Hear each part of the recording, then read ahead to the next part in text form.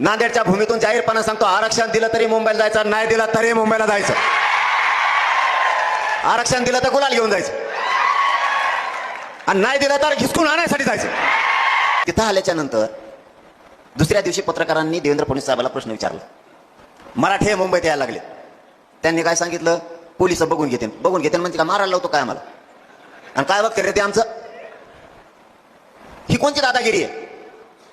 आणि मराठ्यांना चॅलेंज एवढं सोपं होतं, त्याला जर कोणी हानी फिरेन म्हणलं ना, मग ते 5 पट ताकदीनं जात असतं मुद्दाम. मग मराठा एक या देशावर अशी अवलाद आहे की ती कोणालाच मुचित नाही. धमकी दिल्यावर तर भूत भेटच नाही. तुम्ही धमकी द्यायला पोलिस बघून घेतील.